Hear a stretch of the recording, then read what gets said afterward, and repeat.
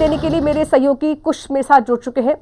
कुछ देखिए, जिस तरीके से लगातार एनकाउंटर हो रहे हैं आरोपियों के, क्योंकि जब से उमेश पाल हत्याकांड को लेकर केस जो सामने आया, इसके बाद कहीं ना कहीं जो पुलिस काफी सतर्क हो गई है। 2 लोग का एनकाउंटर हो चुका है, साथ ही कई आरोपी घर ढहा दिए गए हैं। अब अतीक के परिवार को एनकाउंटर होने की आशंका है।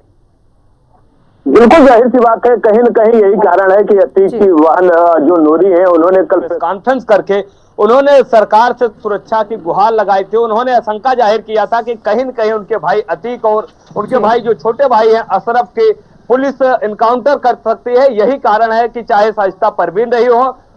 सीएम योगी आदित्यनाथ के नाम पत्र लिखकर उन्होंने सुरक्षा की गुहार लगाई हो, या फिर चाहे अतीक अहमद की तरफ से कोर्ट से सुरक्षा की गुहार लगाई गई हो कि कहीं न कहीं साबरमती जेल से उनको उत्तर प्रदेश न लाया जाए। उनको भी ये डर सता रहा है कि कहीं न कहीं ऐसा ना हो कि कहीं पुलिस इनकाउंटर न कर दे, तो ये डर उनको लगातार सता रहा है। तो यही कारण है कि पुलिस के डर के कारण ही उन्होंने साफ तौर पे ये कहा है कि प्रेस कॉन्फ्रेंस करके कि चाहे पुलिस पर तंज कसना हो या फिर सरकार के जो मंत्री हैं उन पे तंज कसना हो, तो उन्होंने कल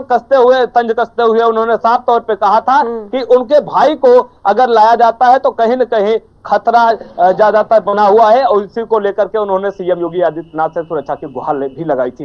बिल्कुल, देखिए जिस तरीके से आपने भी पूरी जानकारी दी है कि उन्होंने सुरक्षा के लिहाज से गुहार भी लगाई है, और साथ ही उन्होंने ये भी कहा कि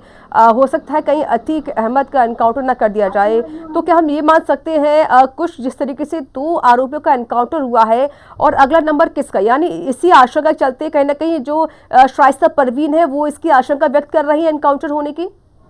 बिल्कुल यही जाहिर बात है कि कहीं न कहीं शाइस्ता परवीन ने जब पहले इनकाउंटर नहीं हुआ था, चाहे अरबाज की बात किया जाए या फिर उस्मान की बात किया जाए, जब किसी का इनकाउंटर नहीं हुआ था तो उनको ये डर सता रहा था। कहीं न कहीं जब बीकरू कांड के बाद से जो विकास दुबे के हुआ था कांड, उसके बाद से कहीं न कहीं उनको डर सताने लगा था। तो यही कारण है, उसके बाद से जब प्रयागराज में 2 इनकाउंटर देखने को मिले हैं उमेश पाल हत्याकांड को लेकर के, तो कहीं न कहीं यही कारण है कि उनको ये डर सता रहा है कि कहीं ऐसा न हो कि जब गुजरात के साबरमती जेल से पुलिस लेकर चले और रास्ते में या तो फिर गाड़ी पलट जाए या फिर पुलिस इनकाउंटर कर दे। तो यही कारण है कि शाइस्ता परवीन और उनकी बहन